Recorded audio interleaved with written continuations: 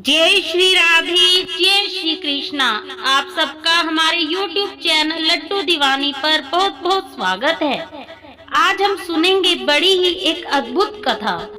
एक साधु वर्षा के जल में प्रेम और मस्ती से भरा चला जा रहा था कि उसने रास्ते में एक मिठाई की दुकान देखी जहां गर्म दूध उबाला जा रहा था। तो मौसम के हिसाब से दूसरी कढ़ाई में गर्मा गर्म जलेबियां तैयार हो रही थी। साधु कुछ क्षणों के लिए वहां रुक गया। शायद भूख का एहसास हो रहा था या मौसम का असर था। साधु हलवाई की भट्टी को बड़े गौर से देखने लगा। साधु कुछ खाना चाहता था, लेकिन उसकी जेब ही नहीं थी, तो पैसे भला कहाँ से होते।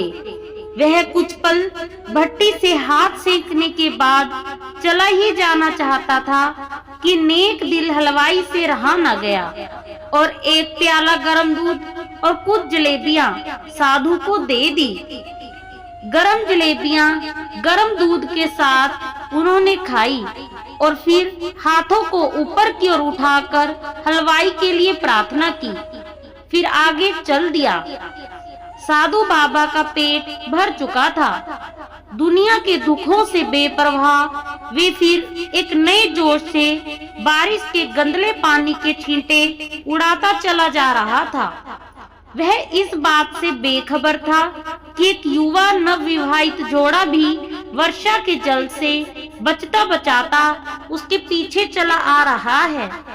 एक बार इस मस्त साधु ने बारिश के गंदे पानी में जोर से लात मारी। बारिश का पानी उड़ता हुआ सीधा पीछे आने वाली युवती के कपड़ों को भिगो गया। उस औरत के कीमती कपड़े कीचड़ से लथपथ हो गए। उसके युवा पति से यह बात बर्दाश्त नहीं हुई, इसलिए वह आस्तीन चढ़ाकर आगे बढ़ा और साधु को कपड़ों से पकड़कर कहने लगा, अंधा है, तुझको नजर नहीं आता। तेरी हरकत की वजह से मेरी पत्नी के कपड़े गीले हो गए हैं और कीचड़ से भर गए हैं। साधु हक्का बक्का खड़ा था। महिला ने आगे बढ़कर युवा के हाथों से साधु को छुड़ाना भी चाहा, लेकिन युवा की आंखों से निकलती नफरत की चिंगारी देख वह भी फिर पीछे खिसकने पर मजबूर हो गई। राह चलते राहगीर भी उदासीनता से यह सब दृश्य देख रहे थे, लेकिन युवा के गुस्से को देखकर किसी में इतनी हिम्मत नहीं हुई कि उसे रोक पाते। और आखिर जवानी के नशे में चूर इस युवक ने एक जोरदार थप्पड़ साधु के चेहरे पर जड़ दिया। थप्पड़ की ताब ना झेलता हुआ लड़खड़ाता हुआ साधु कीचड़ में जा पड़ा। युवक ने जब साधु को नीचे गिरते देखा तो मुस्कुराते हुए वहां से चल दिया। बूढ़े साधु ने आकाश की ओर देखा और उसके होठों से निकला, वाह मेरे भगवान, कभी गरम दूध जलेबियां तो कभी गरम थप्पड़, लेकिन जो तू चाहे मुझे भी वही पसंद है। यह कहता हुआ वह एक बार फिर अपने रास्ते पर चल दिया। दूसरी ओर वह युवा जोड़ा अपनी मस्ती को समर्पित अपनी मंजिल की ओर अग्रसर हो गया। थोड़ी ही दूर चलने के बाद वे एक मकान के सामने पहुंचकर रुक गए। वे अपने घर पहुंच गए थे। वह युवा अपनी जेब से चाबी निकालकर अपनी पत्नी से हंसी मजाक करते हुए ऊपर घर की सीढ़ियां तय कर रहा था। बारिश के कारण सीढ़ियों पर फिसलन हो गई थी। अचानक युवा का पैर फिसल गया और वह सीढ़ियों से नीचे गिरने लगा। महिला ने बहुत जोर से शोर मचाकर लोगों का ध्यान अपने पति की ओर आकर्षित किया, जिसकी वजह से काफी लोग तुरंत सहायता के लिए युवा की ओर लपके, लेकिन देर हो चुकी थी। युवक का सिर फट गया था और कुछ ही देर में ज्यादा खून बहने के कारण इस नौजवान युवक की मौत हो चुकी थी। कुछ लोगों ने दूर से आते साधु बाबा को देखा तो आपस में कानाफूसी करने लगे कि निश्चित रूप से इस साधु बाबा ने थप्पड़ खाकर युवा को श्राप दिया है। अन्यथा ऐसे नौजवान युवक का केवल सीढ़ियों से गिरकर मर जाना बड़े अचंभे की बात लगती है। कुछ मनचले युवकों ने यह बात सुनकर साधु बाबा को घेर लिया।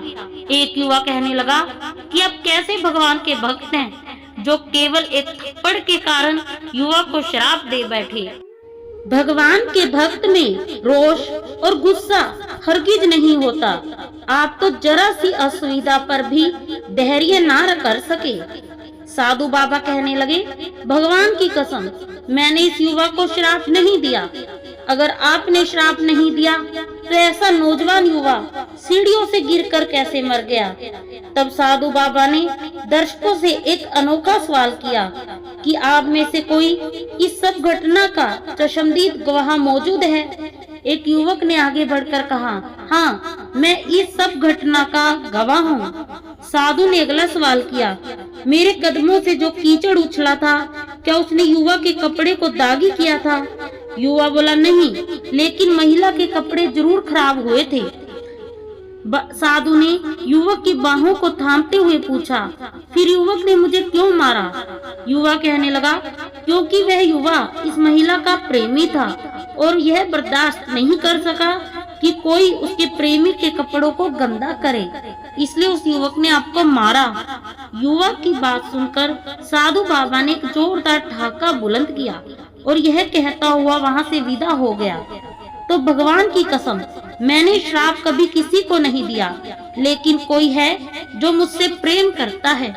अगर उसका यार सहन नहीं कर सका तो मेरे यार को कैसे बर्दाश्त होगा कि कोई मुझे मारे। और वह इतना शक्तिशाली है कि दुनिया का बड़े से बड़ा राजा भी उसकी लाठी से डरता है। उस परमात्मा की लाठी दिखाई नहीं देती और आवाज भी नहीं करती, लेकिन पड़ती है तो बहुत दर्द देती है। हमारे कर्म ही हमें उसकी लाठी से बचाते हैं। बस कर्म अच्छे होने चाहिए। जय श्री राधे, जय श्री कृष्णा, जय कुंज बिहारी श्री हरिदास।